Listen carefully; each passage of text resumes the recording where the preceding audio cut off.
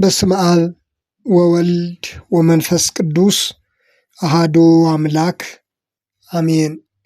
የአስተርእዮ አንድ ቲዩብ ቤተሰቦች እንደምን አላችሁ? እንደምን ቆያችሁ? በያላችሁበት ሰላም እግዚአብሔር ይብዛላችሁ።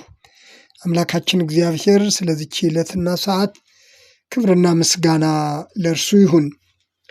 እነሆም ድምፅ ከሰማያት መጥቶ በእርሱ ደስ የሚለኝ የምወደው ልጄ ይህ ነው አለ። የማቴዎስ ወንጌል ምዕራፍ 3 ቁጥር 17። በዚህ ርዕስ ስለ ጥምቀት ጥቂት ደቂቃዎችን አብረን እንቆያለን። መልእክቱ ለሌሎችም እንዲደርስ ላይክና ሼር በማድረግ እንድትጀምሩ፣ በየጊዜው የሚለቀቀው ትምህርት እንዲደርሳችሁም ሰብስክራይብ እንድታደርጉ በአክብሮት አሳስባለሁኝ።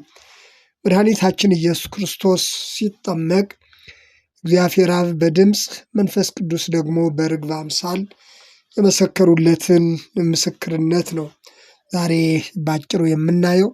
በነቢያት የተመሰከረለት መጥምቁ ዮሐንስ ከኔ በኋላ የሚመጣው እርሱ ከኔ ይልቃል፣ ከኔ ይበረታል፣ የጫማውን ጠፍር ልፈታው የማይገባኝ ነኝ እያለ ሲመሰክርለት የነበረው ክርስቶስ ሲጠመቅ እግዚአብሔር አብ በድምፅ መንፈስ ቅዱስ ደግሞ በርግብ አምሳል ስለ ክርስቶስ እንደመሰከሩለት የእግዚአብሔር አንድነትና ሦስትነት የተገለጠበትን ክፍል ነው የምናገኘው። በተለይ ከጥር 11 ጀምሮ ዘመነ አስተርእዮ እየተባለ የሚነገረውም ከዚህ የተነሳ ነው።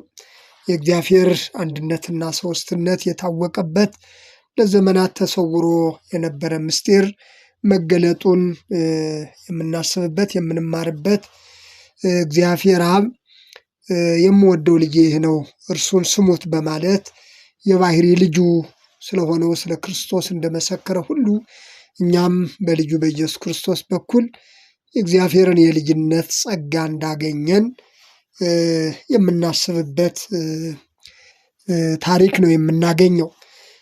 የማቴዎስ ወንጌል ምዕራፍ 3 ከቁጥር 13 ጀምሮ እንደዚህ ይላል። ያን ጊዜ ኢየሱስ በዮሐንስ ሊጠመቅ ከገሊላ ወደ ዮርዳኖስ መጣ። ዮሐንስ ግን እኔ በአንተ ልጠመቅ ያስፈልገኛል፣ አንተም ወደ እኔ ትመጣለህን ብሎ ይከለክለው ነበር። ኢየሱስም መልሶ አሁንስ ፍቀድልኝ፣ እንግዲህ ጽድቅን ሁሉ መፈጸም ይገባናልና አለው። ያን ጊዜም ፈቀደለት። ኢየሱስም ከተጠመቀ በኋላ ወዲያው ከውሃ ወጣ። እነሆም ሰማያት ተከፈቱ፣ የእግዚአብሔር መንፈስ እንደ ርግብ ሲወርድ በእርሱ ላይም ሲመጣ አየ። እነሆም ድምፅ ከሰማያት መጥቶ በእርሱ ደስ የሚለኝ የምወደው ልጄ ይህ ነው አለ ይላል። እንግዲህ ከዚህ ክፍል በርካታ ምስጢራዊ ነገሮችን ለእያንዳንዳችን መንፈሳዊ ሕይወት የምንማርባቸው በርካታ ነገሮች አሉ። ከነዚህ መካከል ጥቂቶችን ብቻ ወስደን እናያለን።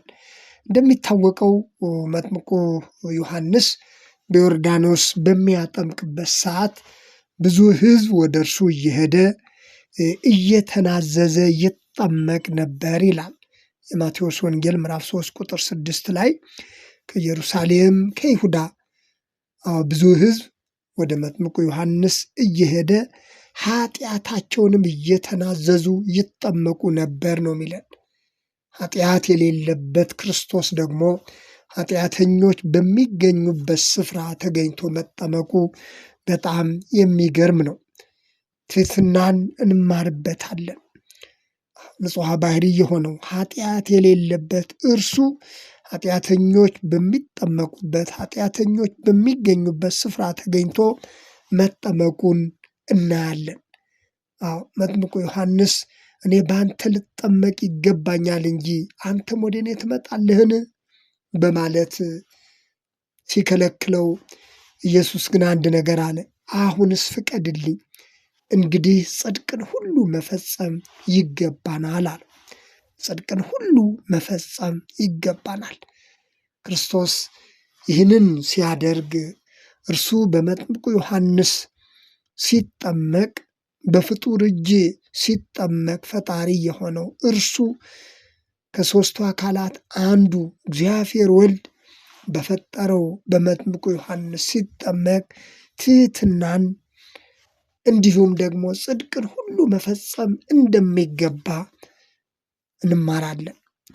ስለዚህ እርሱ ይህንን ጥምቀት ሲጠመቅ ለእኛም ምሳሌ ይሆን ዘንድ እኛም መከተል የሚገባንን ነገር መስርቶ እንደሄደ ደግሞ ጽድቅን ሁሉ ማድረግ እንደሚገባን ይልቁንም ደግሞ ትሑት መሆን እንደሚገባ ክርስቶስ በዚህ ክፍል ውስጥ በርካታ መንፈሳዊ ነገሮችን እንድናይ ያደርገናል።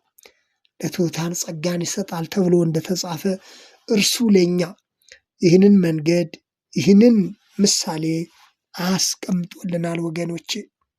ስለዚህ ጽድቅን ሁሉ አለ ማድረግ ይገባናል። የጫማውን ጠፍር ልፈታው የማይገባኝ ጫማውን ልሸከመው የማይገባኝ ሲል በመሰከረለት በመጥምቁ ዮሐንስ እጅ መድኃኒታችን ኢየሱስ ክርስቶስ ተጠመቀ፣ ራሱን ዝቅ አድርጎ።